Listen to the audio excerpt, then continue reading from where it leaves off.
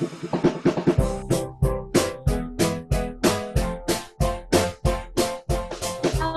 selamat siang semuanya. Assalamualaikum warahmatullahi wabarakatuh. Selamat siang teman-teman yang sudah hadir.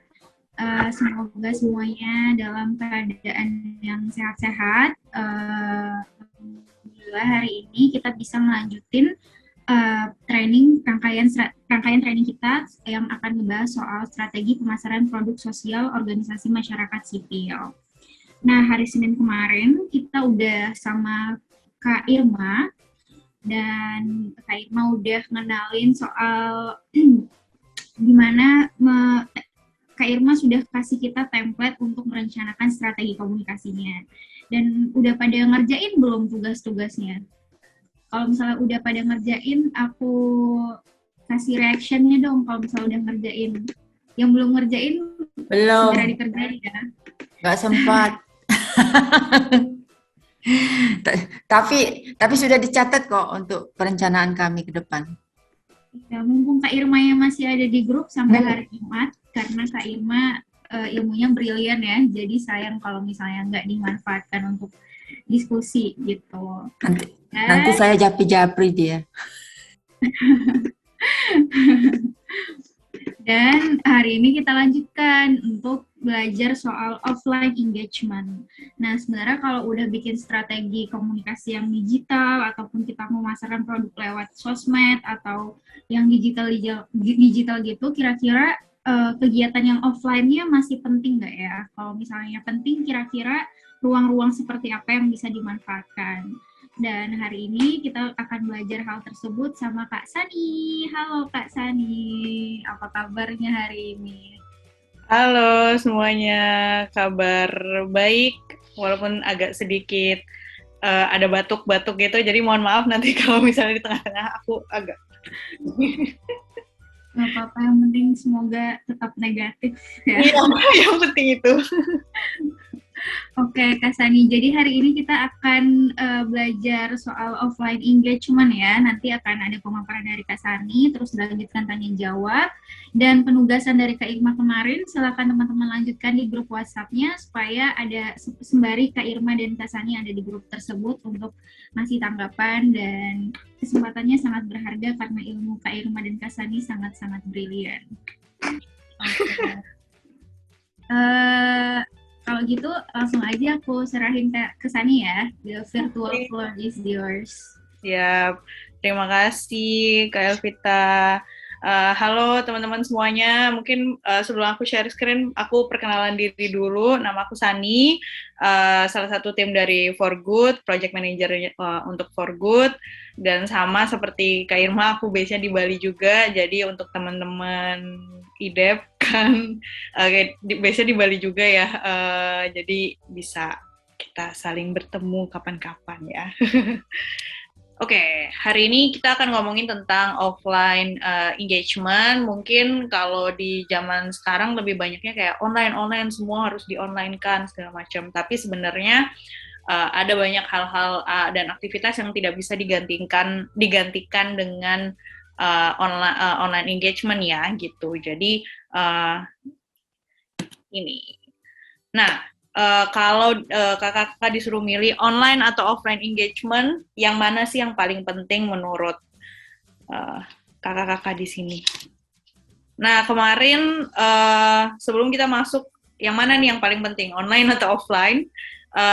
Aku mau back dulu, kembali lagi ke yang kemarin sudah disampaikan oleh Kak Irma, komunikasi terpadu. Kalau kakak lihat ini, untuk strateginya tuh macam-macam banget, bisa bentuknya online, bisa bentuknya offline seperti expo, pameran langsung, perlibatan masyarakat, itu kan bentuknya offline ya sebenarnya. Jadi komunikasi pemasaran terpadu strateginya tuh bisa bermacam-macam sekali, online dan offline. Nah, offline ini adalah salah satu bagian dari strategi komunikasi pemasaran tersebut gitu. Sama seperti komunikasi pemasaran, kalau kakak-kakak udah membuat, mungkin sibuk ya, belum bisa diselesaikan dalam beberapa hari ini, tapi kalau misalnya kakak-kakak mengerjakan dokumen strateginya untuk komunikasi pemasaran dan sudah menentukan goalnya tuh seperti apa, maka akan tahu tuh mana yang bisa dikerjakan secara online, mana yang bisa kita lakukan offline, elemen-elemennya kita bisa ketahui gitu. Jadi penting untuk selalu memulai dari strategi komunikasi pemasarannya terlebih dahulu ya, sebelum masuk ke offline engagement ini gitu. Jadi yang aku paparkan di hari ini adalah sudah berada di tahap elemennya, sudah di tahap elemen pemasaran yang mau atau strategi pemasaran yang mau kita gunakan gitu, strategi komunikasi yang mau kita gunakan. Jadi penting untuk tetap dilanjutkan mengerjakan strateginya gitu. Benar tadi keduanya online dan offline engagement itu komponen strategi yang sama pentingnya. Jadi keduanya itu saling melengkapi sebenarnya. Jadi apa yang kita lakukan secara online kita bisa bawa ke offline engagement, apa yang kita lakukan offline itu kita bisa bawa ke online. Jadi bisa cross channel gitu ya. Nah, ini tadi yang mau aku tanyain. Kalau kita mau ngomongin offline engagement, sama lah seperti semua strategi sih. Apa sih goalnya? Apa yang mau dicapai dari strategi pemasarannya gitu. Nanti kalau misalnya goalnya sudah terbentuk, sudah kita tahu apa yang mau kita capai. Misalnya, ya kita mau menargetkan donor gitu misalnya untuk meningkatkan meningkatkan dana yang masuk gitu ke organisasi gitu. Itu kan udah jelas, jadi nanti kita tinggal breakdown strategi-strateginya seperti apa gitu kan. Nah, ini ada beberapa data yang terkait, ini kalau di sini nyebutnya konsumen ya, karena ini datanya diambil dari untuk bisnis gitu. Tapi aku melihatnya ini masih relevan dengan apa yang dikerjakan oleh kebanyakan dari kakak-kakak di sini gitu ya. 74% konsumen menggunakan berbagai channel komunikasi untuk membuat keputusan pembelian. Sama, jadi ketika misalnya seseorang ingin berdonasi gitu ya di organisasi kita, maka mereka tuh nggak cuma kayak cuma ngelihat website doang, akhirnya memutuskan saya mau donasi. Enggak, tapi pasti banyak channel-channel yang mereka kunjungin, media sosial, bahkan mungkin ketika mereka misalnya menghadiri satu event, kemudian tahu mengenai organisasi ini gitu. Ya udah, akhirnya memutuskan untuk melakukan donasi gitu. Kalau di sini keputusan pembelian. Jadi serupa tapi tak sama. Jadi ini bisnis, ini untuk bisnis, tapi perspektifnya seperti itu. Kemudian ada 76% konsumen mengharapkan pesan yang dikhususkan untuk mereka. Jadi kebanyakan dari audiens tuh atau orang-orang yang mungkin kita targetkan sebagai target pasar kita, itu mereka pengen supaya organisasi kita tuh bisa lebih personal gitu. Berhubungan dengan mereka. Jadi hubungan yang kita bangun bukan hubungan antara organisasi dengan konsumen, tapi hubungan yang lebih interpersonal gitu, lebih dekat gitu. Jadi itu nantinya yang akan mempengaruhi juga keputusan mereka untuk melakukan aksi gitu, melakukan sesuatu yang dengan organisasi kita gitu. Kemudian 66% konsumen mengharapkan perusahaan atau organisasi tahu apa yang mereka butuhkan. Nah, ini nanti akan terrefleksi di website misalnya atau di media sosial. Kemudian ketika misalnya kita mungkin melakukan pameran gitu ya. Jadi konsumen tuh maunya pas pas buka website, nemu tuh apa yang dia pengen gitu. Nah, itu gimana tuh caranya? Ini ada beberapa hal yang mungkin jadi kayak perbandingan gitu ya antara online dan offline. Secara waktu, ketika target market kita atau audience kita berinteraksi dengan kita di online mungkin membutuhkan waktu beberapa lama. Jadi ada notifikasi message masuk, kemudian nggak langsung biasanya dibales gitu kan. Membutuhkan beberapa lama, 30 menit, sejam gitu, tergantung. Kemudian kalau offline itu kan saat itu juga, kayak misalnya contoh ketika kita misalnya melakukan menjadi pembicara di suatu kegiatan gitu ya, atau buka booth di sebuah pameran gitu. Nah itu kan saat itu juga kita bisa berinteraksi dengan audiens kita, ketika audiens kita bertanya atau misalnya bertanya dan berkeluh kesah gitu misalnya, kita bisa langsung merespon di saat itu juga. Kemudian yang selanjutnya, kalau online untuk seseorang membuat keputusan membeli yang tadi aku bilang atau berdonasi gitu misalnya, mereka harus melewati beberapa tahap sebelumnya supaya akhirnya yakin untuk melakukan pembelian, untuk melakukan donasi gitu. Sedangkan kalau offline itu tuh mereka udah bisa melihat dan merasakan nih produknya tuh seperti apa sih gitu. Jadi akhirnya bisa membuat keputusan dengan lebih segera gitu ya, lebih cepat gitu. Dan kemudian ini nanti berhubungan juga dengan yang paling bawah sebenarnya, kayak kalau offline itu kan bergantung pada interaksi tatap muka gitu ya. Jadi kalau misalnya kita bisa pintar-pintar kita membangun hubungan yang dekat, interpersonal dengan target audience kita, maka itu nanti apa yang kita targetkan itu bisa tercapai gitu. Sedangkan kalau online itu bergantung pada interaksi melalui chat untuk membangun kepercayaan. Jadi ya pakai kata-kata, gaya bahasa gitu kan. Kemudian yang satunya lagi, satu poin lagi adalah kalau di online mukanya itu adalah website, desainnya website, layoutnya website, atau brandingan kita di media sosial gitu kan. Kalau di di offline itu pengalaman positifnya tuh atau mukanya tuh ya desain tokonya gitu. Kalau misalnya kita ke pameran ya booth kita ada banner mengenai informasi organisasi, mungkin ada flyer, ada printed annual report misalnya gitu. Jadi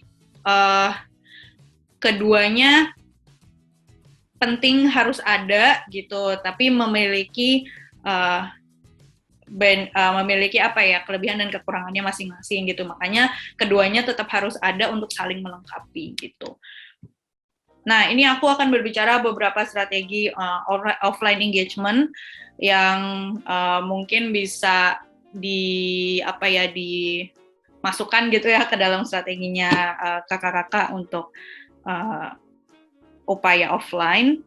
Yang pertama, speaking and event engagement. Nah, speaking and event engagement ini biasanya mungkin kita sebagai organisasi seringnya menunggu undangan misalnya. Saya menunggu undangan untuk menjadi pembicara gitu, atau tidak secara aktif gitu mencari event-event lagi diselenggarakan gitu. Nah, kalau di dalam strategi ini kita tuh harus lebih aktif. Jadi sebenarnya kita bisa lebih aktif di dalam mencari event-event apa aja nih yang bisa organisasi saya ikuti, sehingga pesan atau pesan yang mau kita sampaikan tuh juga bisa didengar oleh lebih banyak orang, dan juga brandingannya kita tuh ada di mana-mana. Jadi orang tuh tahu mengenai organisasi kita, mengenai apa yang kita kerjakan gitu. Untuk speaking engagement sendiri, untuk misalnya pemilihan topik yang mau kita bicarakan tuh apa sih supaya sesuai dengan apa yang mau kita produk atau jasa yang mau kita jual, itu kita juga bisa mengangkat melihat topiknya tuh dari online channel kita. Jadi misalnya kita punya media sosial, kebanyakan orang misalnya DM atau bertanya kepada kita tentang hal apa aja sih gitu, dan itu sebenarnya bisa kita jawab nggak cuma lewat online channel doang dengan kita membuat blog post atau membuat media sosial, membuat postingan di media sosial, tapi juga kita bisa angkat itu sebagai topik di dalam speaking engagement-nya kita gitu, di dalam event tersebut gitu. Jadi diselip-selipkanlah message-message terkait apa yang mau kita angkat. Jadi harus tahu juga tujuannya apa. Balik lagi ke awal ya, tujuan dari membuat strategi pemasarannya itu apa gitu. Kemudian untuk event engagement bisa buka booth tentu aja. Jadi ini salah satu offline engagement juga, di mana kita bisa buka booth. Di situ kita harus mempersiapkan lah semuanya, material-material komunikasinya gitu kan. Kemudian apa yang produk atau jasa yang mau kita jual. Nah disitulah kesempatan kita untuk berkomunikasi dengan audiens kita, mendapatkan feedback secara langsung terkait produk atau jasa tersebut gitu. Nah dari situ, dari offline engagement ini, tentu kita bisa mengarahkan audiens offline ini ke online. Jadi ketika kita misalnya berbicara atau ketika kita membuka pameran gitu ya, membuka booth gitu, harus ada call to action di mana audiens ini bisa follow up topik yang tadi kita bicarakan di online gitu. Jadi komunikasinya juga harus streamline semuanya antara online dan offline-nya gitu. Jadi orang ketika orang udah tahu nih mengenai organisasi kita di satu acara gitu. Gimana caranya supaya audiens itu terus ter-engage dengan organisasi kita ya. Kita ajak mereka untuk follow media sosial kita gitu misalnya, atau cek website kita, blog post kita, atau bahkan salah satu caranya juga bisa misalnya ketika kita buka booth adain giveaway gitu dengan misalnya dengan pengunjung foto booth kita atau foto di booth kita dan posting di media sosial, nanti dapat hadiah apa gitu. Nah itu salah satu cara supaya kita tetap engage dengan audiens tersebut gitu. Nah, yang kedua adalah media engagement.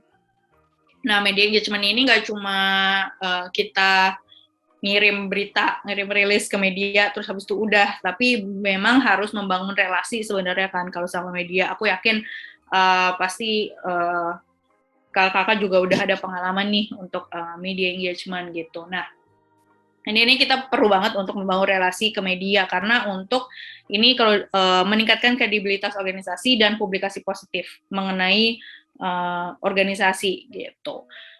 Gimana caranya? Jadi ada beberapa aktivitas media engagement.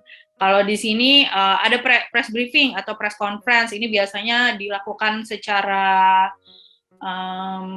occasional gitu ya. Jadi kalau ada waktu-waktu tertentu atau ketika misalnya kita meluncurkan kampanye baru, meluncurkan program baru atau produk baru, nah biasanya kita bisa tuh mengadakan press conference gitu. Kemudian ada press tour. Nah, press tour ini tergantung juga dari aktivitas di dalam organisasinya seperti apa. Nanti aku akan memberikan contoh untuk Bayorok ya, melanjutkan contoh dari Kak Irma kemarin. Jadi untuk press tour ini kita bisa banget bawa kalau Bayorok tuh kan konservasi koral di bawah laut gitu ya. Nah, kita bisa deh bawa media gitu misalnya untuk ngeliput kita, tapi kita ajak mereka experience gitu. Kita ajak mereka untuk tour lah di sekitar area konservasi misalnya, kemudian kita ajak mereka untuk snorkeling, melihat konservasi bawah lautnya seperti apa, kalau Bayorok seperti itu bisa. Kemudian ada juga yang ketiga, mengajukan topik dalam bentuk artikel khusus. Jadi ini kita bisa ngelihat nih, misalnya ada tren apa yang lagi didiskusikan saat ini nih, lagi gencar-gencarnya. Nah, kita sebagai organisasi yang mungkin sangat dekat dengan isu tersebut, bisa pitching nih ke media, gue ada artikel ini nih gitu, saya ada artikel ini, bisa nggak sih dinaikin artikel ini gitu. Bisa seperti itu, pitching ke misalnya ke salah satu jurnalis gitu misalnya, untuk membantu mengangkat artikel yang kita buat gitu ya. Kemudian bisa juga bentuknya opini. Biasanya kan kalau di media, di koran-koran tuh suka ada opini, kita bisa masuk di situ, kita buat artikel untuk, jadi hal ini tuh penting ketika kita mau dianggap sebagai expert di dalam isu yang kita bawa di organisasi gitu. Kalau kemarin itu dengan Bayorok itu kalau tidak salah kita mau ngangkat topik terkait apa ya, aku lupa, tapi pokoknya terkait konservasi koral di seluruh Indonesia gitu, tapi aku lupa kaitan isunya apa. Jadi itu mau kita angkat gitu, kita pitching ke media untuk itu. Jadi di dalam artikel tersebut menyebutkan organisasi kita apa, terlihat juga pekerjaan dari organisasi kita tuh apa gitu. Jadi orang-orang tahu bahwa ketika kita misalnya mau ngomongin isu konservasi koral, ada Bayorok gitu. Bayorok tuh apa sih gitu. Nah, nanti kan jadi orang penasaran tuh gitu, cari tahu. Nah, itu yang mau kita dorong gitu ya.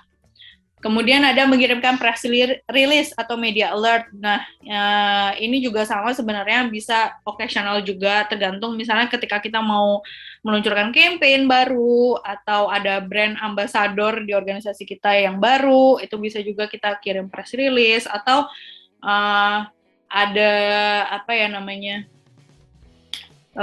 isu-isu yang mau kita angkat gitu, misalnya kita mau protes atau apa, nah itu bisa tuh pakai rilis juga gitu. Kemudian ada media gathering. Nah, media gathering ini biasanya bentuknya informal aja gitu. Nah, sebenarnya ini untuk menjaga relasi kita dengan media gitu ya. Jadi kita nggak cuma kayak sekali waktu kirim terus minta tolong mereka untuk naikin, tapi kita nggak bangun hubungannya dengan media, pasti akan sulit tuh untuk kita pitching lagi artikel, untuk kita mendorong media untuk mengangkat mengangkat organisasi kita ke artikel yang mereka gitu. Jadi media gathering ini ya untuk hangout aja gitu. Kadang ada beberapa organisasi yang melakukan media gathering kayak untuk makan-makan aja, ngajak ngobrol, atau memberikan webinar misalnya dengan jurnalis gitu untuk penulisan pelatihan penulisan isu lingkungan misalnya. Itu contoh aja ya. Jadi itu bisa juga dibikin seperti itu. Salah satu aktivitasnya. Kemudian ada wawancara khusus untuk topik tertentu. Ini bisa dilakukan nih, kita bisa sebenarnya sebagai organisasi bisa secara aktif mempropose ide kita ke media-media untuk misalnya ke radio gitu. Beberapa radio kan misalnya ada sesi-sesi khusus untuk meng-highlight organisasi, misalnya ada tuh beberapa media yang kayak gitu, beberapa radio ya. Nah, itu mungkin kita bisa reach out ke mereka untuk gimana caranya organisasi kita bisa di-highlight juga, diberikan spot untuk wawancara misalnya gitu. Yaitu nanti dibalik lagi ditentukan dengan tujuan dari strategi kita gitu ya, tujuannya untuk apa, jadi nanti topiknya bisa disesuaikan seperti itu. Untuk media engagement ada beberapa hal yang perlu diperhatikan, sama sebenarnya untuk tetap membangun interpersonal. Jadi tetap dengan media tuh tetap terjaga gitu, nggak cuma pas kita butuh kita deketin, terus pas kita nggak butuh ya udah dicuekin gitu. Kalau dengan media harus membangun hubungan. Kemudian kalau kita mau ngirim press release ke media internasional, kita bisa pakai servisnya PR Newswire. Jadi ini semacam platform untuk kita, ini berbayar kayak subscription gitu. Kita tinggal posting press release kita, kemudian nanti itu sama mereka akan disebarkan ke seluruh media internasional gitu. Kemudian mempersiapkan budget untuk melakukan aktivitas media engagement. Nah, media engagement itu juga lumayan ya, butuh budget nih sekarang. Nggak sekarang sih, dari dulu juga, cuma untuk kayak misalnya melakukan aktivasi event yang kayak tadi aku bilang, ada press tour misalnya, atau ada press conference kan butuh dana ya, jadi butuh ada budgetnya juga di situ. Kemudian memastikan kesesuaian media yang ditargetkan dengan tujuan organisasi. Nah, media itu kan banyak sekali gitu ya. Ada media yang fokus di lingkungan, ada media yang fokus di lifestyle atau di ekonomi gitu misalnya. Nah, coba kita lihat nih yang mana media-media yang sesuai dengan isu kita atau dengan organisasi kita gitu.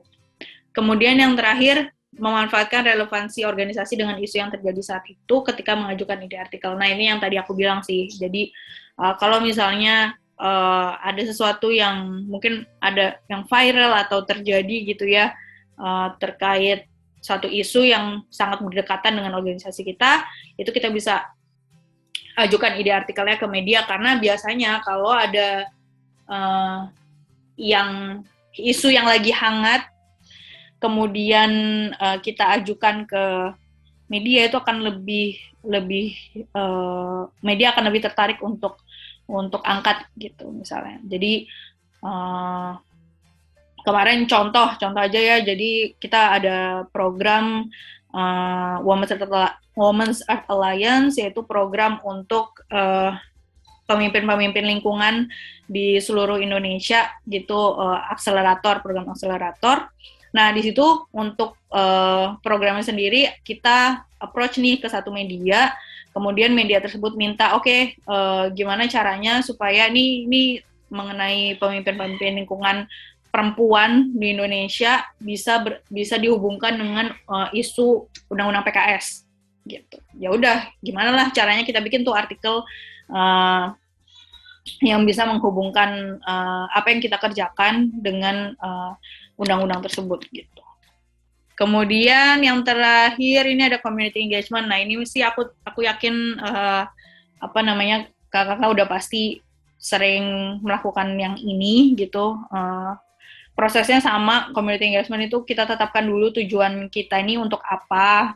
Kemudian dari situ kita identifikasi siapa nih stakeholder atau target audience yang mau kita sasar. Kemudian kita bisa melakukan riset. Jadi kayak biasa kalau yang kami lakukan dengan Biorok adalah melakukan wawancara gitu dengan beberapa stakeholder di lapangan terkait kebutuhannya mereka tuh apa sih sebenarnya gitu. Jadi nanti setelah itu kita bisa buat rencana program, mengimplementasi program dan terus melakukan monitoring dan evaluasi untuk programnya sendiri. Ini salah satu contoh, mungkin aku bisa cerita dari pengalaman membuat community engagement program dengan Merah Putih Hijau, salah satu non-profit yang ada di Bali, yang mereka itu memberikan solusi ke desa untuk melakukan desentralisasi pemilahan sampah. Jadi TPST gitu, membangun TPST tapi tingkat desa gitu. Nah, waktu itu kita menentukan tujuannya itu adalah untuk supaya lebih banyak masyarakat, jadi meningkatkan partisipasi masyarakat untuk melakukan pemilahan sampah di satu desa gitu ya. Waktu itu kalau di Bali tuh desa dibagi lagi ke banjar-banjar sebenarnya. Jadi ada beberapa banjar yang kita targetkan gitu. Kemudian dari situ kita menentukan target audiensnya siapa ya gitu yang kira-kira menjadi kunci nih untuk membuat keputusan, ibu-ibu gitu. Jadi akhirnya kita targetkan ibu-ibu, dan kemudian ada satu lagi target audiens yaitu anak-anak. Jadi di desa tersebut ada beberapa sekolah yang berpotensi nih untuk kita berikan edukasi terkait pemilahan sampah gitu ya, sebagai penerus generasi berikutnya, generasi dari desa tersebut gitu. Jadi kita ada 2 nih targetnya, ibu-ibu, kemudian anak-anak. Nah, sebelum kita melakukan program ya kita tanya-tanya dulu lah ke mereka, keseharian mereka seperti apa, terus kita cari tahu kebutuhan mereka apa. Kalau ke anak-anak kita lebih datang ke sekolahnya, tanya ke gurunya, terus kita lakukan observasi di sekolah itu kegiatan-kegiatan yang terkait dengan lingkungan, itu seperti apa, kemudian di sekolahnya juga penanganan sampahnya tuh kayak gimana sih gitu. Nah itu kita lakukanlah survei gitu. Setelah dari situ kita muncul dengan satu rencana program yang menargetkan 2. Jadi ada 2 program. Yang pertama untuk target ibu-ibu PKK, kita melakukan sosialisasi gitu dengan ibu-ibu PKK, kita kumpulkan di satu banjar. Jadi kita datang ke setiap banjar, kita kumpulkan, kemudian kita melakukan sosialisasi, semacam edukasi lah gitu. Nah, di situ kita juga ada dialog, ibu-ibu juga bertanya caranya bagaimana, apa pentingnya, benefitnya seperti apa gitu. Jadi itu kita jelaskan lah di situ. Nah, untuk yang anak-anak ini agak lebih panjang. Jadi untuk anak-anak kita lakukan 6 bulan programnya, mulai dari awareness-nya dulu, kemudian kita tingkatkan ke aksinya, engagement-nya seperti apa. Jadi programnya 6 bulan, kita lakukan setiap minggu kalau tidak salah. Setiap 2 minggu sekali kita datang ke sekolahnya gitu. Kita ada juga lakukan kunjungan gitu ya, kunjungan karya studi gitulah jadinya dengan anak-anak gitu selama 6 bulan. Dampaknya adalah ternyata dengan kita menargetkan anak-anak, mereka tuh berceritalah ke orang tuanya di sekolah apa yang terjadi di sekolahnya, cerita gitu. Mereka diberikan edukasi apa, belajar tentang apa, dan akhirnya malah itu tuh bikin orang tua mereka kayak, oh menarik ya, penting ya ternyata gitu ya. Malah jadi orang tuanya yang belajar ke anak-anaknya, akhirnya partisipasi masyarakat untuk melakukan pemilahan sampah itu jadi meningkat setelah itu gitu. Jadi kemarin untuk menargetkan anak-anak cukup berhasil di bagian itu gitu. Itu salah satu contoh community engagement yang dilakukan for good bersama salah satu organisasi di Bali gitu. Nah, untuk offline dan online penting sekali untuk kita memastikan informasi yang kita berikan secara offline itu konsisten dengan apa yang kita punya di online. Karena kadang-kadang misalnya, oke, orang sudah melihat nih, sudah ngobrol sama kita gitu, udah melihat dan mendengar melalui ketika kita menjadi pembicara apa yang kita lakukan, mereka kan pasti akan googling gitu ya, akan ngelihat media sosialnya gitu tentang apa. Nah, ini penting untuk supaya apa yang kita bicarakan di offline itu ada juga di online. Begitu pula ketika kita berbicara di online, ketika kita berbicara di offline, itu ada topik yang kita bahas yang mirip dengan apa yang kita di offline. Kalau misalnya kita mau ada speaking engagement gitu, ada pameran atau ada acara yang kita ikuti, ya di online kita kasih teaser atau teaser itu apa sih? Ya pokoknya hal-hal yang bisa kita kasih gitu, intip-intip. Ini loh, kami akan membicarakan mengenai ini misalnya. Jadi nanti mereka akan join juga offline-nya kayak gitu.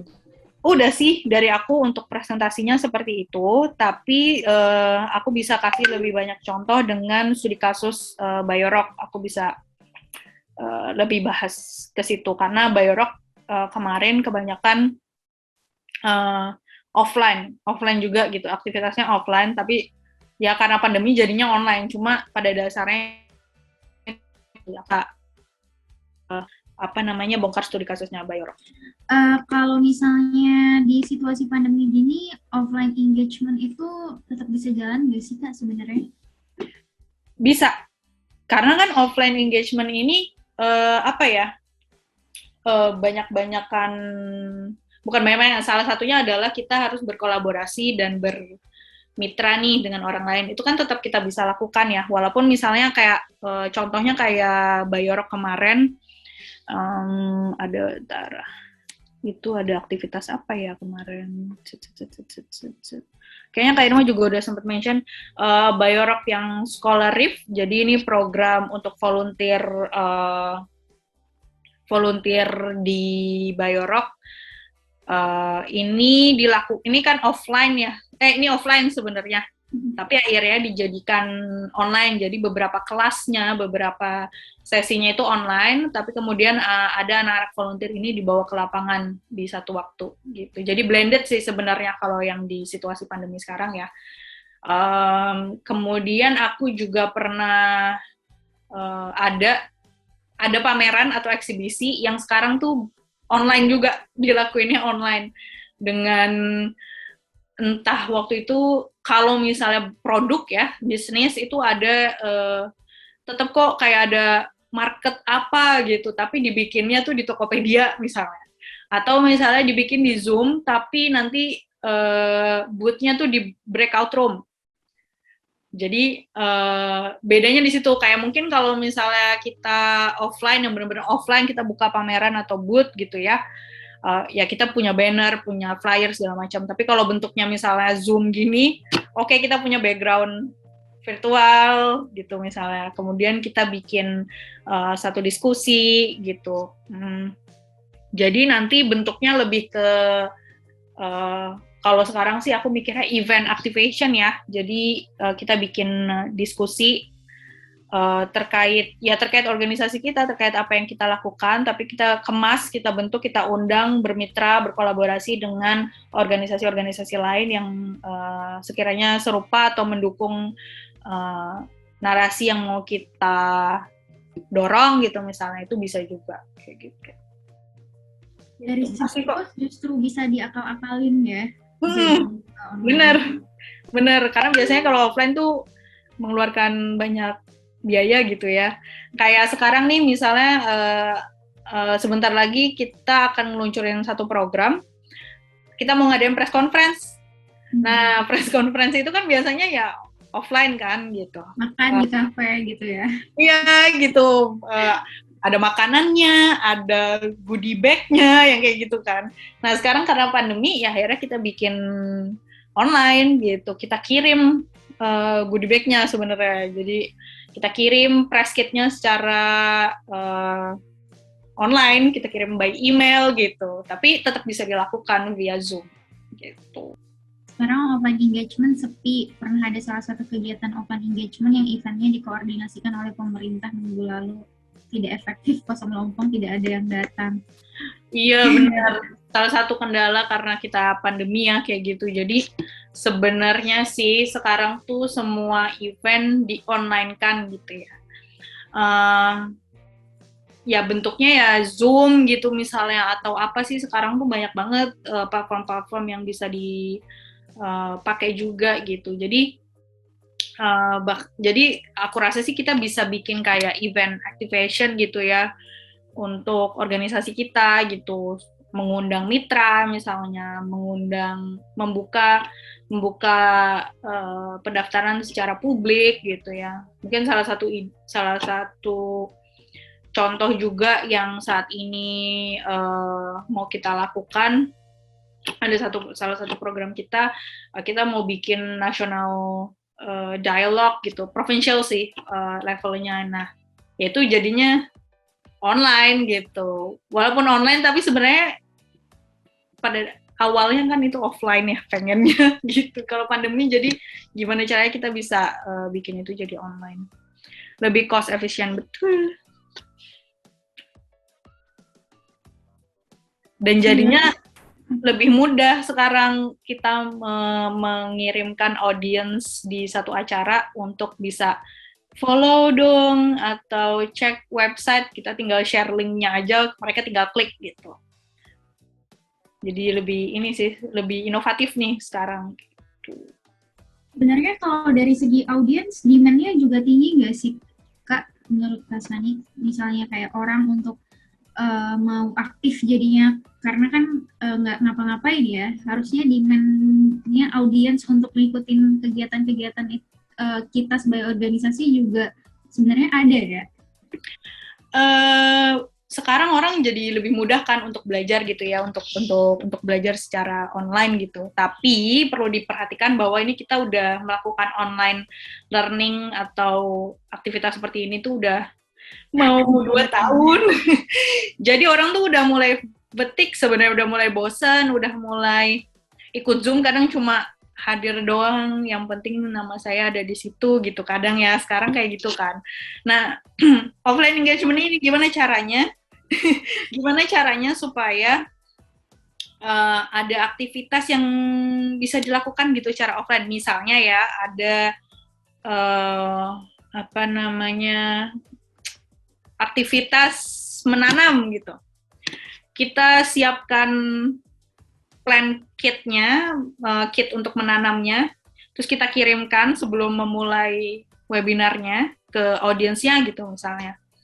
Nah, pas kita melakukan learning online seperti ini, mereka juga melakukan secara offline gitu. Jadi, experience-nya bisa lebih bervariasi gitu ya, walaupun online, tapi mereka melakukan itu offline gitu. Jadi, ada kok beberapa kelas yang seperti itu juga, jadi mereka mengirimkan bahan-bahannya, pokoknya dikirimin dulu, terus nanti pas kelasnya mulai, semua orang yang hadir di kelas itu udah ada bahannya nih secara offline, tinggal lakukanlah gitu. Setuju. Atau sebenarnya ada Kak Sayu dari IDEP. Jadi sebenarnya ini terkait offline or online engagement ini tergantung target audience dan juga location sih. Kalau misalnya seperti saya yang banyak bekerja dengan petani, kemudian di desa, pedalaman, yang mereka HP Android yang dengan Zoom saja nggak tahu, sebenarnya tetap efektif saat ini kalau untuk offline engagement. Jadi pelatihan terakhir saya, ya mereka sangat antusias dengan offline engagement. Bahkan kalau kita kasih tawaran online engagement dengan Zoom, dengan jenis apapun, walaupun hybrid ataupun bagaimana, mereka tetap tidak akan setuju. Jadi menurut saya sih itu tergantung target audience dan juga location-nya ya. Kalau di urban mungkin ya yang terjangkau jaringan ya saat ini sih bisa kita kasih pilihan. Tetapi kalau yang memang misalnya target program kita di wilayah yang walaupun ada jaringan tetapi supporting tools-nya tidak ada, nah itu juga menjadi kendala begitu. Betul banget, aku setuju. Karena kebetulan aku dan Kak Irma dan tim For Good juga, kita ada satu program yang kita jalanin saat ini, yang menyasar target teman-teman anak muda yang ada di daerah gitu ya. Contohnya Flores. Kita belajar banget waktu tahun 2019 kita ke Flores, dan dibandingkan kita tinggal di sana 2 bulan untuk melakukan pelatihan tersebut gitu, benar-benar di sana mendampingi mereka. Kemudian setelah 2 bulan kita lakukan mentorship online. Nah, itu terlihatlah tuh perbedaannya ketika kita melakukan interaksi offline dan online. Kalau online ya itu tadi benar banyak intervensi, banyak gangguan internet gitu ya. Mereka harus ke kampus dulu misalnya untuk mencari koneksi gitu, yang jadi banyak kendala sebenarnya online. Jadi offline ini masih relevan ya, khususnya untuk teman-teman yang memang target audience-nya gitu, mereka-mereka yang ada di daerah-daerah yang sulit internet gitu, atau bahkan belum pernah tuh mengenal Zoom gitu. Nah, offline engagement ini masih sangat relevan sekali gitu sih. Balik lagi, benar kata Kak Sayu, balik lagi ke ini, apa targetnya tuh siapa gitu, yang mau kita jual produk atau jasanya tuh ke siapa gitu. Ya, betul. Nah, ini teman-teman di Maluku nih pasti banyak punya cerita nih. Ayo teman-teman. Nih, Mas, ada dari Mas Krisno Melabesi. Dari mana, Mas? Dari Papua. Wow, gimana? Kakak, gimana ceritanya Kakak Krisno? Ya maksudnya lagi pandemi begini kan ya palingan di daerah kota aja Mbak yang 4G.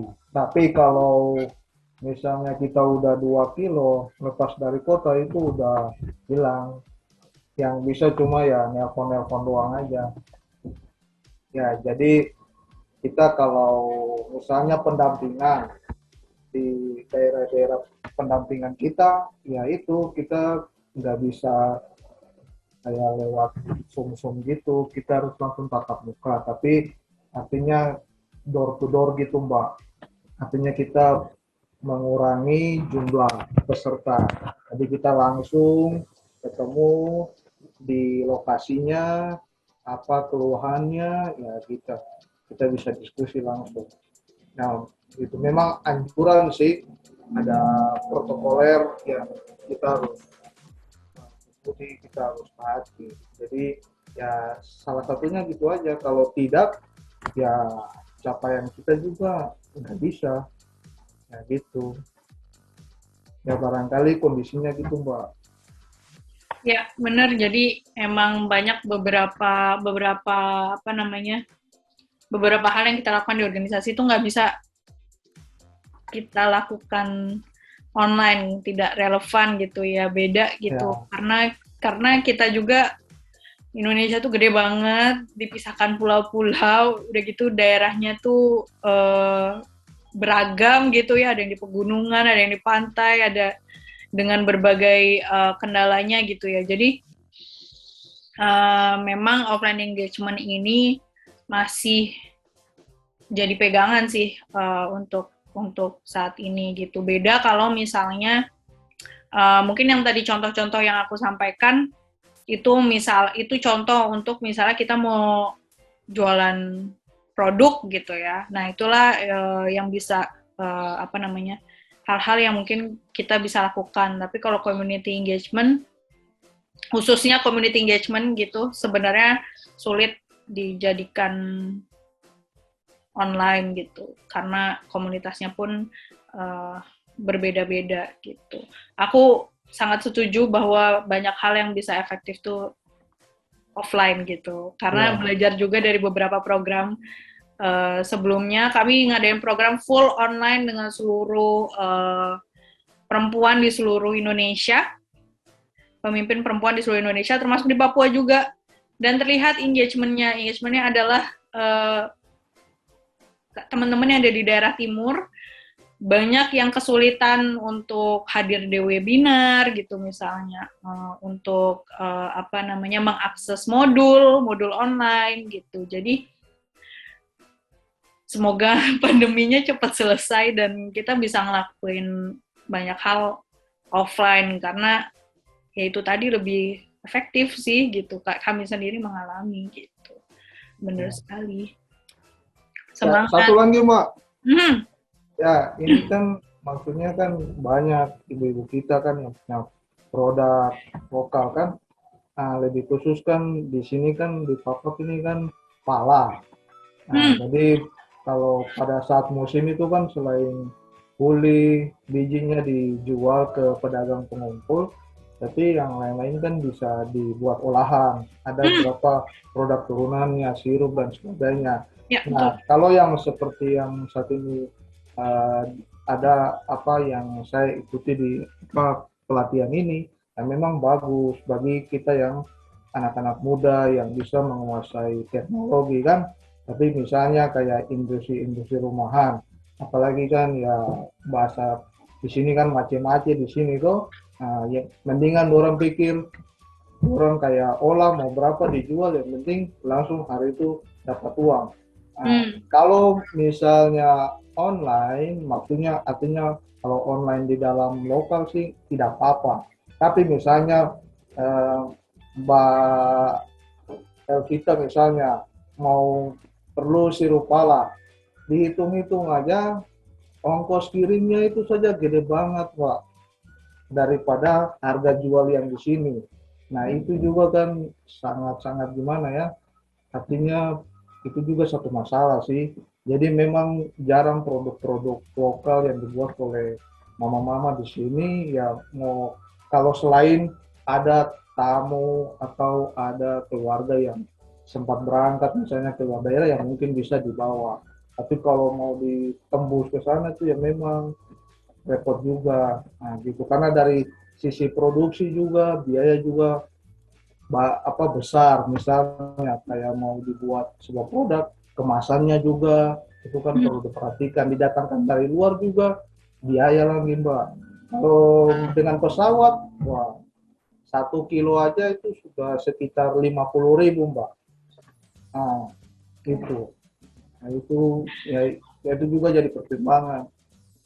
Jadi memang di Papua secara umum, Papua lebih khusus itu banyak produk-produk, banyak sumber daya alam yang bisa digali. Cuma itulah masalahnya transport. Jadi aksesnya itu yang masih kurang, Mbak. Mungkin Aduh, seperti itu. itu mimpi kami sekali, mimpi aku dan Kak Irma untuk bisa membantu teman-teman yang ada di daerah gitu ya, untuk bisa jualan juga gitu keluar daerahnya gitu. Itu mimpi kami sekali. Kak Krisno, apakah pernah misalnya mencoba untuk bermitra dengan teman-teman di Jawa misalnya ya, kemudian mengirimkan eh, paketnya itu secara ya sekali banyak gitu, nanti mereka akan Belum, Mbak. Sama sekali belum. di daerah sana. Nah itu apa namanya, salah satu kemitraan yang mungkin bisa dieksplor gitu ya, dicari gitu kira-kira siapa yang bisa membantu itu gitu, karena itu kayaknya menurutku satu-satunya solusi ya untuk saat ini gitu, karena bener tadi Kak Krisma bilang kita apa namanya, ketika mau ngirim 1 botol aja dari Papua gitu, kirim keluar, mahalan ongkos kirimnya. Ongkos kirimnya Mbak, karena 1 botolnya itu kan dengan kemasannya itu kalau misalnya sirup kan 750 mili, nah berat isinya itu pernah kemarin kita kirim untuk jadi sampel ya, nah itu sekitar 50 botol itu aja, 1 botol itu aja dengan dia punya kemasan kardusnya itu, tentengannya itu aja Mbak udah 1 kilo. Nah, 1 kilo kalau di kapal sih ya mungkin lama juga sih. Nah, terus kalau melalui kayak misalnya line parcel yang cepat, ya sekitar 50.000 lebih lah. Nah itu Mbak. Sementara harga pasar di sini kan di bawah itu. Ya. Nah, yang biasa mama-mama dorang macam-macam di sini dorang buat. Nah, yang menjadi pertanyaan kan sekarang ya oke, kita boleh kirim aja berapa banyak.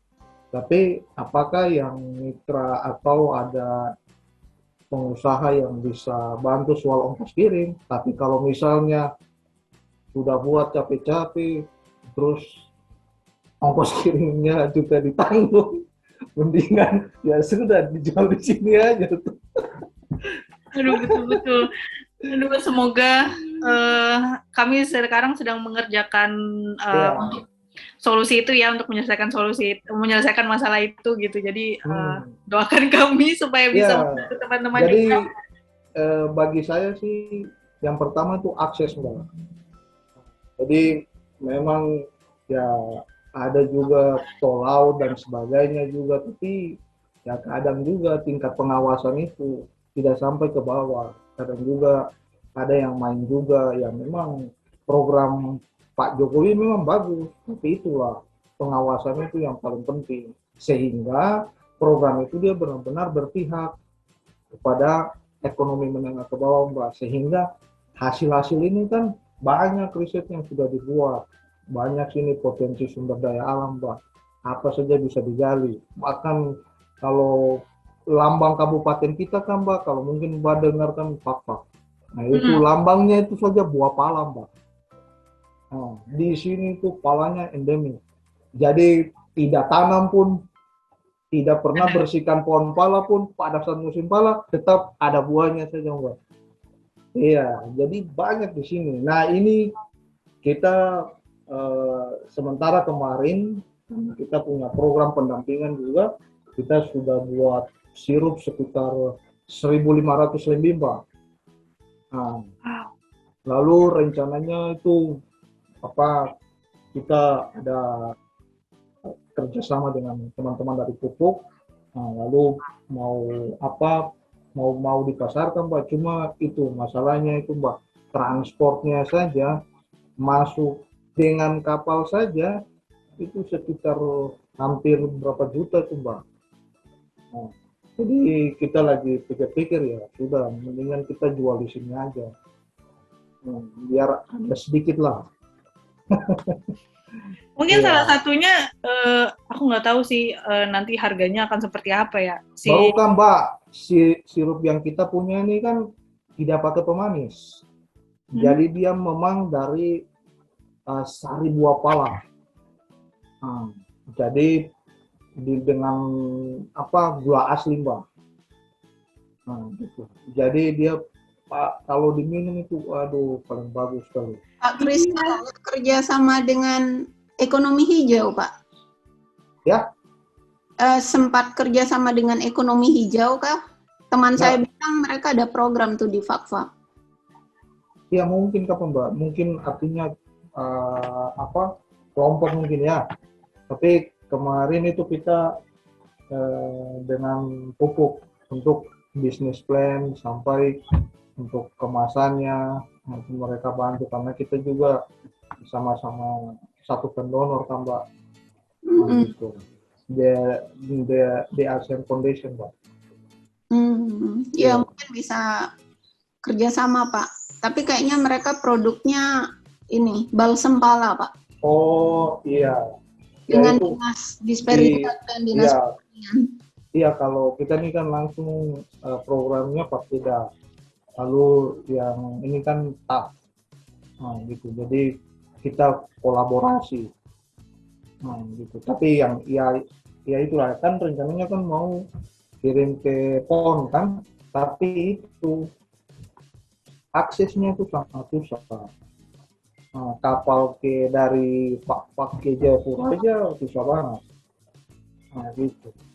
Jadi mendingan kirim ke Surabaya masih lebih cepat daripada ke sana. Aduh, nah itu repot ya itu Pak. Ini ya mudah-mudahan lah melalui pelatihan ini barangkali ada informasi-informasi dari Bamba yang ada di Jawa sana kan barangkali bisa mempromosikan. Dan nanti mungkin kalau sempat nanti saya bisa foto model sirup yang sudah difoto, sudah dalam kemasannya itu sih yang jadi tantangan Mbak. Ya, karena kan kita berbicara ya bisnis kan pasti ngomongnya kan untung rugi kan. Kalau orang bisnis rugi ya ngapain, capek kan. Iya. Paham itu kan harus dihitung baik-baik. Jadi bagus sekali apa pelatihan ini yang dibuat, ya kita bersyukur mungkin menambah pengetahuan juga, kapasitas kita sebagai pendamping, barangkali kita juga bisa mentransfernya kepada mama-mama yang ada di sini, maki-maki yang ada di sini, dengan artinya pribadi kita padanya gitu. Kalau dari Badut datang ke sini kan wah biaya juga kan. Jadi ya bagus, kalau bagi saya sih bagus untuk acara-acara kayak gini. Kan mungkin ada tema lain lagi menyangkut dengan meningkatkan perekonomian masyarakat, ya itu juga bagus. Ya karena ya kita kan pendamping kan ya harus kita dikuatkan juga kan dengan kegiatan-kegiatan seperti ini. Ya mungkin itu aja Mbak, tidak bosan-bosan. Terima kasih Kak Krisno, senang dengan semangat dan ceritanya. Ngomong-ngomong, pupuk ini juga akan menjadi salah satu narasumber ya di training kita besok dari teman-teman pupuk untuk berbagi gimana dia bisa akhirnya mengekspansi pasar dan inovasi produknya kayak gimana. Ini ya produknya ada coklat, ada balsam, ada sirup, macam-macam. Jadi pastinya teman-teman harusnya udah dapat undangannya nih via grup Lokadaya nih biasanya untuk bisa datang ke pelatihannya besok. Ini ada tanggapan Kak Sani dari Kak Fitra Nisa di chat. Jadi waktu pameran, Skidep pernah dikunjungi pengusaha yang biasa ambil pesanan tapi request untuk sampai 1 kontainer. Waktu itu produksinya hasil dari talaut. Karena produksi dari komunitas atau ibu-ibunya belum sebanyak itu, jadi tidak memenuhi. Mungkin dari For Good atau jaringan Lokadaya, ada yang tahu peluang atau agensi yang bisa support dengan skema tersebut? Wah, kalau dari For Good, kalau dari aku belum ada. Ada Kak Will Kasani dari LPPM Maluku. Katanya LPPM programnya lebih bergerak dengan masyarakat adat di pulau kecil. Jadi terkadang ketika pelatihan dengan modul offline, kadang sulit, sehingga dalam pendampingan yang kami lakukan harus tatap muka, bahkan harus tinggal di, mungkin maksudnya kalau online sulit, jadi tinggal dan menetap di komunitas mereka. Sama kok pengalamannya seperti yang kami lakukan juga di Flores juga seperti itu gitu. Susah sekali kalau misalnya harus ada modul online, jadi memang harus di sana tatap muka, mendampingi, dijelaskan satu persatu seperti itu. Itu lebih efektif. Makanya tidak semua aktivitas itu bisa di-online-kan sebenarnya. Gitu, aku setuju. Berarti ini ya Kak, balik lagi, kalau misalnya mana yang lebih penting, offline dan online, itu kontekstual, menyesuaikan dengan target market dan infrastruktur yang memadai atau tidak, gitu. Kalau untuk produk yang butuh market lebih luas, jangkauan online bisa lebih luas. Betul, tergantung. Ranisa nih. Benar, tergantung target audiensnya, balik lagi ke target audiensnya. Kalau community engagement kan pasti mungkin lebih ke target beneficiaries gitu ya, yang biasanya organisasi kita sasar gitu. Kalau online gitu itu bisa lebih ke publik secara luas gitu ya. Misalnya kayak tadi tergantung dari misalnya Kak Krisno gitu punya produk-produk pala gitu dan ingin menargetkan keluar dari Papua, yaitu harus dilakukan secara online. Offline-nya adalah ya tadi melakukan upaya bermitra gitu dengan pihak-pihak yang ada di luar Papua untuk membantu distribusi misalnya atau membantu pengiriman yang seperti itu.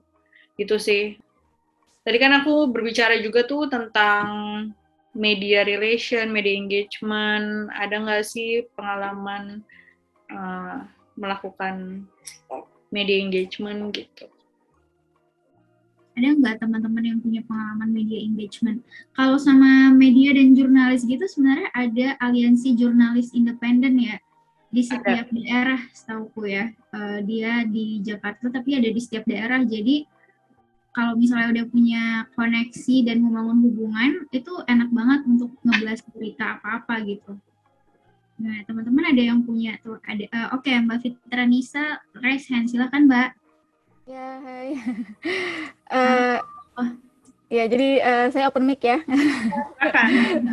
Ya, boleh. Ya, jadi kalau hati mendengarkan. Ya, jadi mungkin sharing aja sih kalau yang terkait media ini.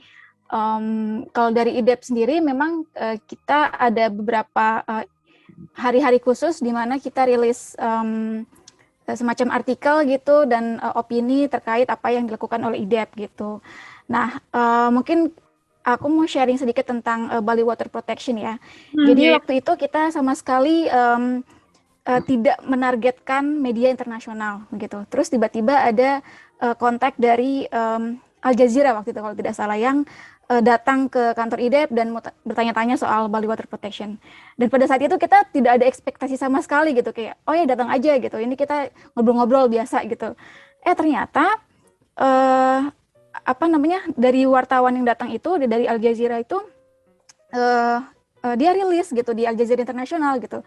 Dan itu jadi awalnya kita pikir oh iya bagus nih masuk Al Jazeera gitu. Tapi ternyata ke depannya banyak media-media internasional lain dan nasional lain yang recover copywriting semacam itu gitu. Jadi kayak mereka jadi nge-raise lagi isunya sampai akhirnya terblow up gitu. Dan akhirnya sampai saat ini kita mengetahui gitu, kita belajar banget gitu. Ternyata dari kita ngobrol-ngobrol biasa aja sama media tuh bisa loh membantu kita untuk mempromosikan mungkin tanda kutip produk sosial yang kita tawarkan untuk masyarakat begitu. Itu sih mungkin sedikit sharing aja. Keren banget. Memang gitu ya biasanya kalau udah nge-tap, udah ada koneksi atau kontak gitu dengan satu media internasional atau bahkan media nasional yang besar gitu, biasanya nanti akan ada lagi muncul lagi gitu media-media lain yang mau mengcover gitu. Baru aja tadi aku mau ngomongin Bali Water Protection gitu, soalnya aku cukup ini kan bukan mengenal, kayak terdengar gitu gaung-gaungnya untuk produk sosial ini ya gitu. Jadi ya benar-benar media engagement penting nih untuk kampanye terutama sih, karena kita kan mau menciptakan narasi ya. Kalau misalnya datangnya cuma dari kita doang, biasanya agak susah nih. Sama lah kalau misalnya kita jualan, maunya tuh kalau datangnya cuma promosi dari kita doang, produk kita bagus loh, gini. Biasanya ya ada yang beli, tapi nggak sebanyak kalau misalnya kita bekerja sama dengan, kalau produk mungkin influencer gitu ya, yang mempromosikan produk kita gitu. Nah kalau di kampanye sosial seperti ini nggak cuma influencer doang, tapi ada media yang bisa membentuk narasi tersebut gitu. Nah nanti mereka bisa merefer organisasi kita lah gitu sebagai pencetusnya gitu misalnya. Itu penting gitu. Saya mau share sedikit soal media ya. Jadi sebenarnya kalau kita dekat sama media itu kan sebenarnya kalau kita awalnya ngobrol kemudian tune in gitu ya. Nah, kemudian itu hubungan itu dipelihara terus gitu ya. Biasanya saya minta nomornya tuh, biasanya WA gitu ya. Nah saya sering WA gitu ya, nanyain kabar gitu kan. Kemudian akhirnya tukar-tukar berita gitu. Jadi wartawan itu kalau tiap memuat ada berita baru, pasti dia ada 3 wartawan tuh yang sering japri saya yang ngelempar berita-berita barunya. Biasanya saya jempol-jempolin semua gitu kan, mantap-mantap, keren-keren gitulah saya.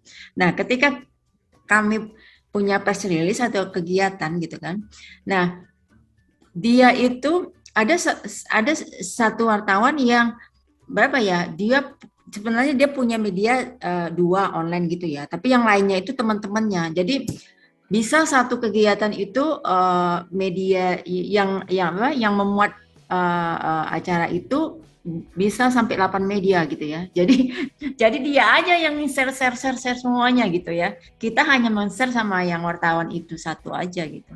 Jadi banyak gitu ya. Jadi sebenarnya memang hubungan baik itu terus harus dipelihara. Kalau kita mau hubungan kita baik, ya pelihara hubungan gitu ya.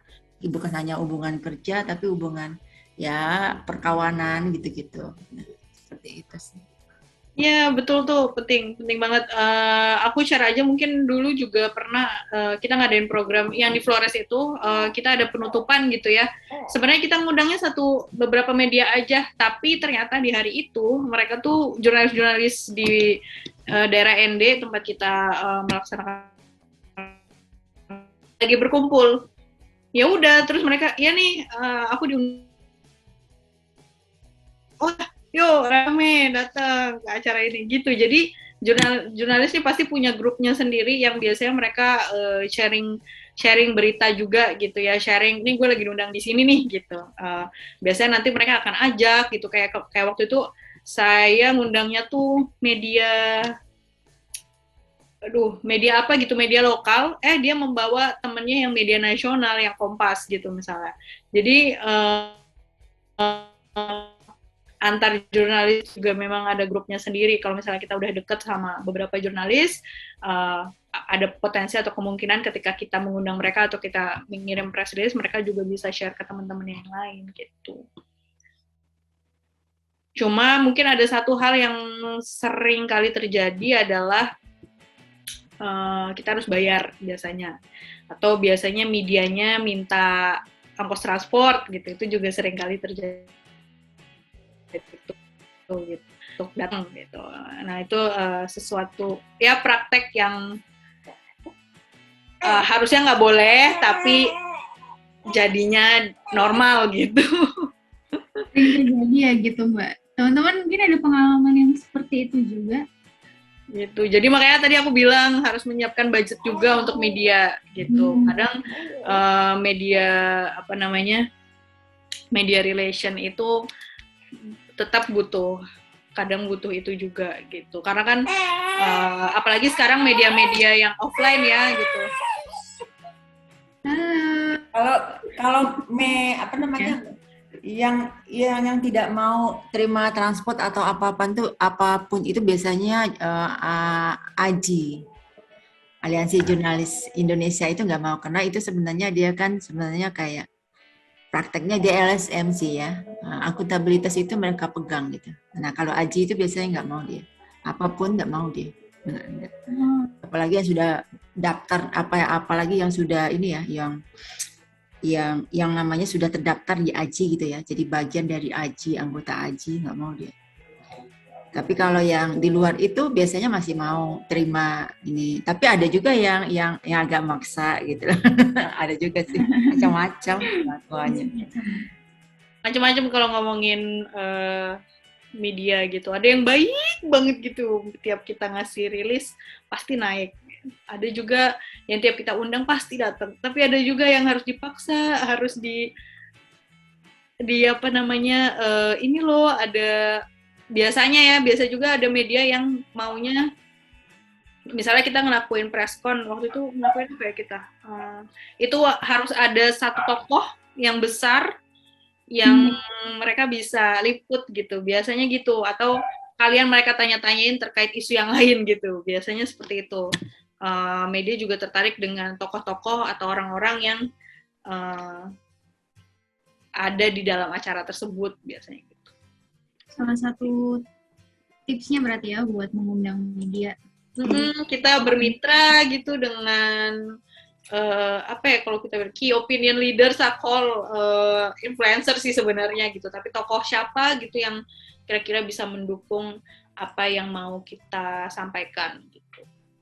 Sama ini kali ya, Mbak, kalau misalnya aku perhatiin, kitanya juga karena kita kayak jadi resource person, kita juga open sama teman-teman media kalau misalnya mau diwawancarain gitu, jadinya hubungan baiknya terjalin gitu kalau misalnya kita diminta untuk jadi narasumber atau wawancara gitu ya. Betul. Tapi memang dari misalnya kayak aku gitu ya, punya organisasi, ya Allah organisasi aku apa sih gitu, belum dikenal orang. Nah itu harus secara aktif tuh pitching, atau mungkin minta dikenalin dengan orang-orang yang udah memang kenal gitu dengan medianya gitu, biasanya kayak gitu sih aku. Jadi tetap harus secara aktif melakukan partnership gitu. Ini ada Kak Brina Wanda Pratiwi nyalain video. Halo Mbak Brina. Ada yang mau di... Halo Mbak. Kalau kegiatan di YKWS sih berjalan ya Mbak, mau lewat online maupun offline. Kalau online-nya itu kita ya seperti sekarang sih ya, lewat webinar, terus kayak FGD juga kita via Zoom kayak gitu. Tapi kalau misalnya yang offline itu kita dibatasi pesertanya, bisa 10 atau nyampe 15 orang gitu. Tetap karena di sini kan masih levelnya masih ini ya Mbak untuk COVID-nya. Padahal mereka mau ngajak ketemuan. Ini Mbak Elvita ya di Bali ya? Mau ngajak ketemuan di Jakarta, Mbak Sani yang di Bali. Oh, Mbak Elvita yang di Jakarta, Mbak Sani yang di Bali. Kalau produknya di YKWS apa Mbak biasanya Mbak? Produk atau jasa sosial? Produk atau jasa sosial kita itu di bidang ini ya Mbak, sanitasi ya? Di produk-produknya sanitasi ya. Ada jualan produk. Iya. Ada jualan produk. Kalau jualan produk enggak ya Mbak? Kopi, madu, tapi lagi vakum. Oh, tapi lagi vakum. Iya. Itu Mbak. Kalau kita sih itu sama kayak pendampingan kita.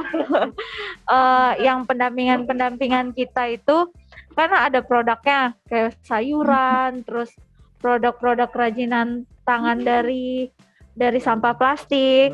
Itu kita bantu promoin lewat media sosial kita gitu. Oke, biasanya berarti jualan produknya online ya? Sayur di ini Facebook. Gimana Mbak? Berarti jualannya Di kebanyakan Facebook online Kota ya? Agung, iya. Iya, karena Saya berarti yang kurang ngecek ya. karena saat ini kayak kita jualan kan kita pendampingan itu ada yang KWT ya, kelompok wanita tani. Itu sayuran itu sayuran itu kan memang kita nggak pakai pupuk kimia, pakai pupuk kompos sama pupuk cair. Nah, dampinganmu itu ya. iya, nah Dampingan dia. hasil panennya itu kita bantu promoin di kayak di Facebook sih, Facebook. Marketplace. Bukan marketplace, tapi di Facebook kita bantu jualin di situ gitu. Dan Biasanya peminatnya siapa yang karena masyarakat di situ sih, karena kita lokasi pendampingannya di Kota Agung. Nah, Tanggamus.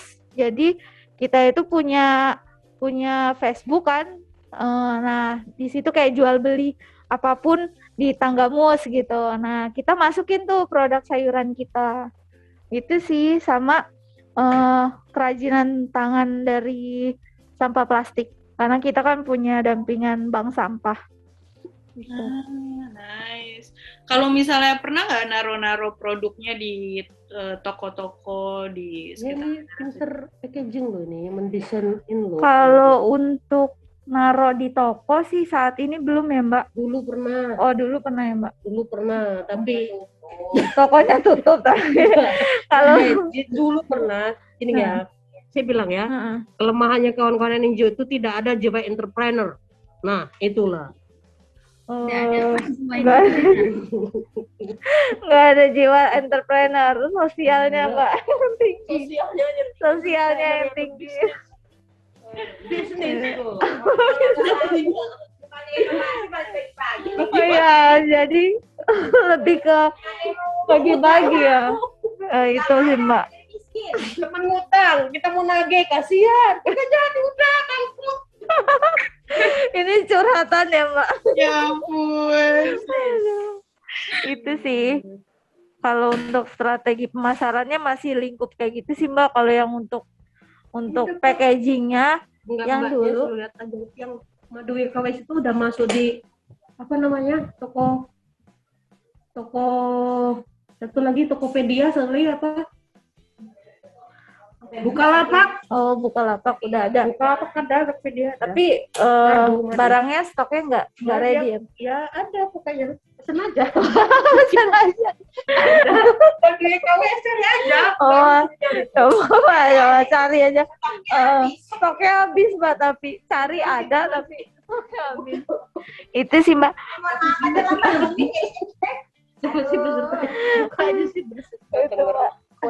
Banyak ya pesertanya ya tuh. Banyak kok dari APK. Terima Ada, kasih masih sudah ada. sharing. Terus Sama yang banyak Mbak. pesertanya. Aduh. Nah itu tuh salah satu contoh kayak produk tadi tuh produk apa sih tas dari plastik atau apa itu tuh udah banyak juga yang mungkin bisa dijual secara offline, tapi misalnya di Jakarta gitu bermitra dengan salah satu toko di Jakarta itu banyak juga tuh mereka mungkin jualannya produk-produk eco produk gitu. Nah itu tuh bisa tuh bekerja sama juga dengan mereka, jadi nggak cuma usaha kita sendiri gitu ya, tapi bermitra aja dengan salah satu toko bisa online bisa offline yang menjual eco produk gitu. Nanti mereka yang kita tinggal taruh di mereka, ntar tinggal dijual sama mereka. Mungkin kayak sistemnya consignment gitu biasanya ya kalau kita nitip ke toko gitu biasanya apa namanya, atau persenan ya itulah sistem jualnya ya biasanya. Jadi bisa kok kayak gitu juga gitu. Banyak kok sekarang produk-produk kayak satu toko yang isinya ekoproduk yang datangnya dari berbagai daerah, berbagai toko. Itu salah satu contoh offline engagement ya untuk produk gitu. Jadi kalau misalnya kesulitan untuk kita jual sendiri, ya udah kita bermitra. Bisa jadi inspirasi ide buat teman-teman yang lain ya. Dia naruh di toko langsung ya, karena lumayan produknya madu, kopi gitu ya. Ada Mas Akbar dari Embun Pelangi. Silakan Mas Akbar. Ya, baik Mbak Elvita. Mungkin sharing aja ya terkait kerjasama dengan Aji ya. Kemarin kita juga teman-teman Aji punya inisiasi untuk melakukan untuk meliput lah anak yang terdampak terkait COVID-19, karena kan kalau kita lihat datanya bahwa anak Indonesia malah banyak yang menjadi yang meninggal dunia, angka tertinggi di Asia atau dunia gitu, yang tertular COVID-19 gitu. Selain itu juga kita mau melihat bagaimana sih dampak anak yang ibaratnya menjadi yatim atau piatu akibat orang tuanya tertular COVID-19 gitu. Nah itu juga kemarin karena kita nggak tahu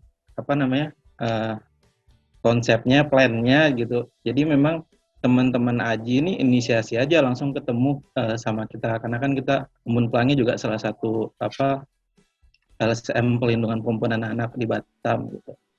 Nah mulailah untuk mencari data dan lain sebagainya.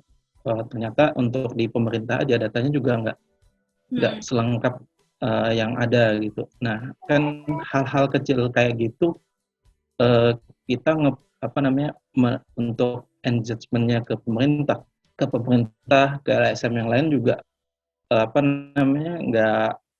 nggak dapat datanya gitu. Kemudian kemarin saya coba, karena Embun Pelangi juga punya komunitas dampingan di 13 kelurahan, jadi kita cobalah cari informasi terkait mana sih anak-anak yang menjadi yang terdampak akibat orang tuanya meninggal kah, atau yang positif kah, PHK, putus hubungan kerja kah gitu. Nah itu juga kita lakukan. Nah itu juga nggak terlalu banyak, karena itulah saya melihat juga kelemahan kita bagaimana untuk menguatkan engagement secara offline itu kita juga belum kuat gitu. Apa sih tips-tips sarannya gitu kan. Kemudian bagaimana nih biar setidaknya ini kan udah berjalan nih, kita teman-teman Aji udah menginisiasi, kemudian dari mereka meliput dapat data secara kualitatif maupun kuantitatif, mereka beritakan. Kemudian ada nih dari swasta mau ngasih bantuan, misalnya paket sembako ataukah beasiswa yang lainnya. Nah, gimana sih Mbak biar kita ini kegiatan kita gaungnya biar lebih luas lagi gitu. Karena kan awalnya kan teman-teman Aji ini hanya beberapa orang nih yang punya inisiasi gitu. Jadi nggak sempat bikin planning dan lain sebagainya gitu. Itu dari saya sharing-sharingnya. Terima kasih. Terima kasih sudah sharing. Kak Akbar, jadi tujuannya untuk ini ya, untuk menggait banyak orang donor gitu ya, untuk bisa membantu anak-anak yang terdampak dari pandemik ini gitu ya. Iya, awalnya sih sempat ini kan dari Menteri Sosial kan bilang juga bahwa anak yang terdampak COVID-19 itu juga akan dikasih bantuan. Nah, kita tergerak juga, boleh juga tuh ibaratnya idenya misalnya, tapi apakah ada datanya di Batam? Ternyata datanya malah nggak ada gitu. Nah, itu yang memang kita ingin sampaikan ke publik untuk gugah hati ya mau masyarakat, pemerintah gitu. Malah yang dampaknya malah dari swasta yang bisa ngasih bantuan setidaknya berapa paket lah sembako atau beasiswa gitu.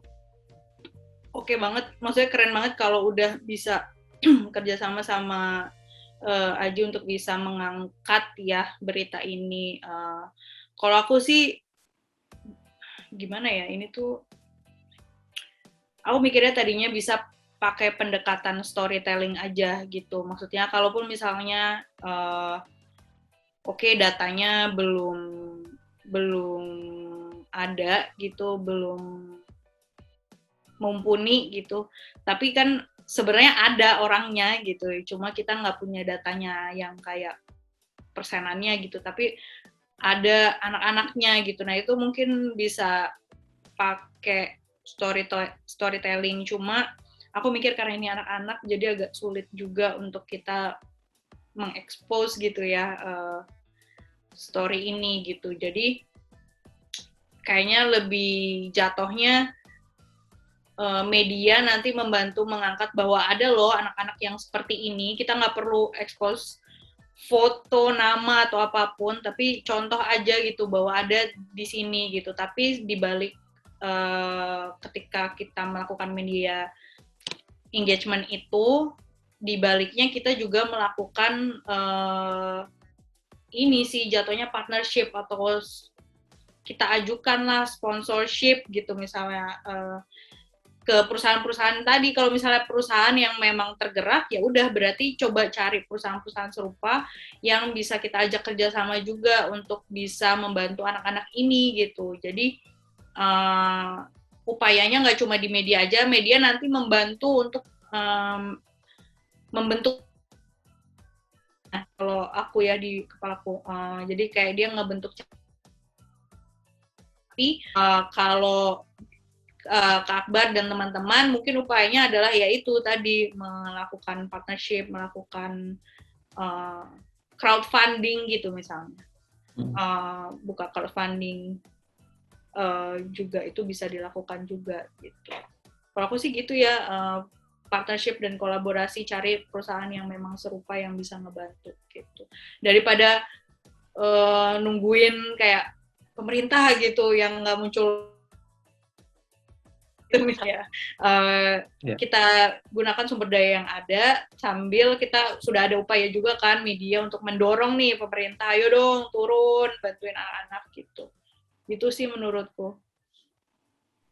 Mungkin partnership ke perusahaannya bisa juga ke perusahaan yang dekat produk dengan anak-anak gitu ya Pak Sani. Jadi buat branding perusahaannya juga, jadi kayak secara nggak langsung perusahaannya dapat nama kan karena ada engagement dengan media juga. Misalnya produk yang dekat anak-anak deh, Eskulin, BNG Kids, yang kayak gitu-gitu mungkin mudah ya untuk menjalin partnership-nya nantinya gitu.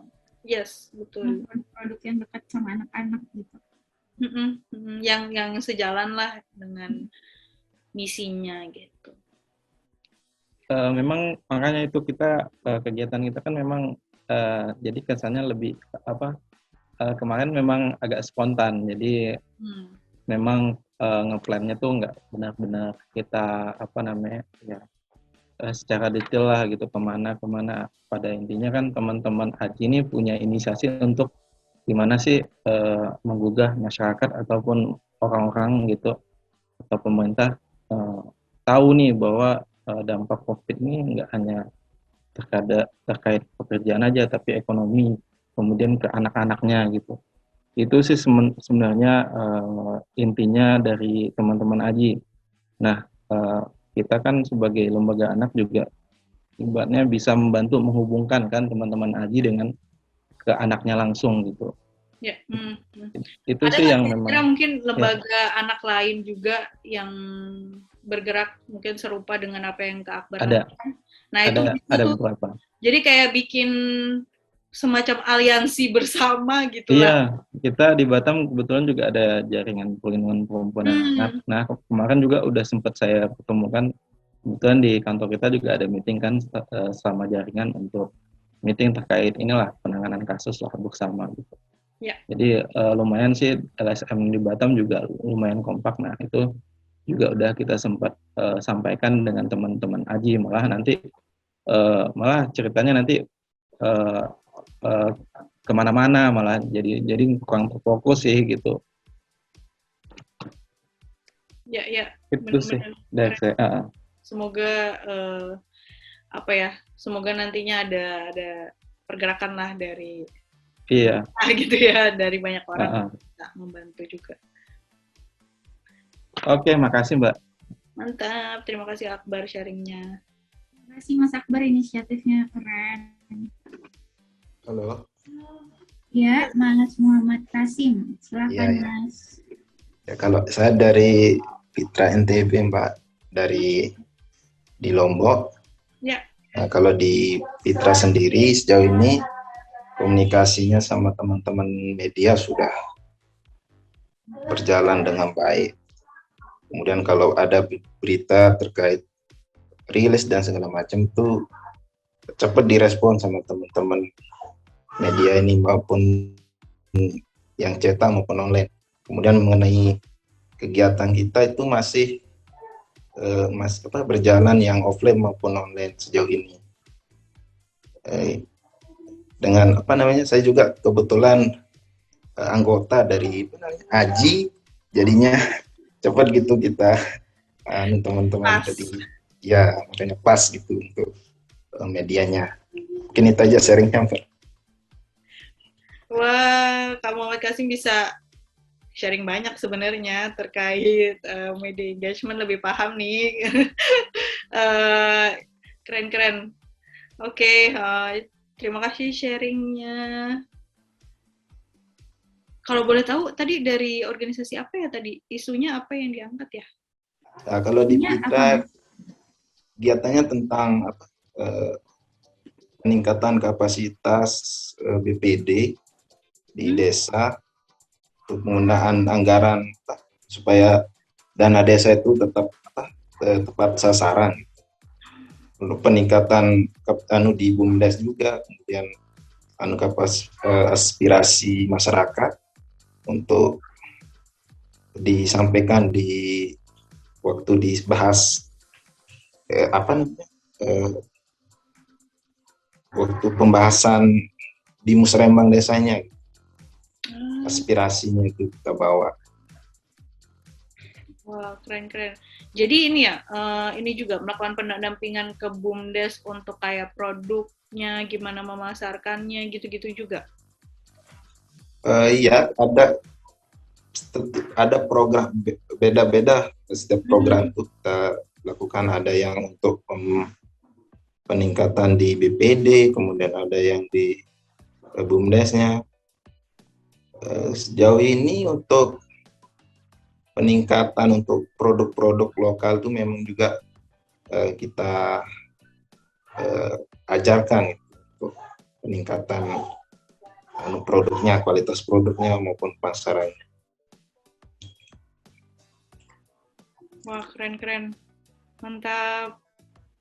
Soalnya banyak nih BUMDes yang juga perlu didorong gitu ya, dibantu gitu, karena tiap desa kan biasanya punya kekhasannya sendiri gitu ya, barang-barangnya, produknya, keahliannya gitu ya. Jadi ya keren banget Kak Muhammad. Nanti semoga kita bisa terkoneksi ya. Aku pengen banget tuh NTB juga untuk bisa ngejalanin program kita. Yeah. Makasih Mas Muhammad Kasim sharingnya. Ternyata ada orang ajinya di sini guys, dari tadi kita ngobrolin aji-aji. Ngomong-ngomong untuk yang kemarin Kak Irma share, ada master planner, itu di dalamnya juga ada kayak partnership kalau nggak salah sama partner sama speaking engagement atau event engagement. Nah itu tools-nya bisa dipakai juga sih untuk kayak riset kecil-kecilan aja, event apa nih yang lagi ada yang bisa kira-kira organisasi ikut join gitu, ikut untuk memasarkan produknya teman-teman, produk sosial, isu atau apapun itu gitu. Jadi bisa itu dipakai. Right, benar. Kalaupun nggak selesai besok, itu bisa dipakai terus-menerus ya sama teman-teman. Jadi insya Allah nih ilmunya dari teman-teman Forgood bermanfaat dan ngalir terus buat kita semua ya kan. Amin. Dan aku terima kasih teman-teman Co-Evolve, teman-teman dari Penambulu, juga terima kasih buat Kak Sani dan teman-teman Forgood yang membagikan materinya, ilmu pengetahuannya untuk hari ini. Dan hari kemarin dan masih mau nemenin juga di grup WhatsApp sampai besok. Kesempatan yang mahal ya, mudah-mudahan kita semua bisa dapat ilmu yang sebanyak-banyaknya dari teman-teman for good. Terima kasih teman-teman semua. Terima kasih semuanya.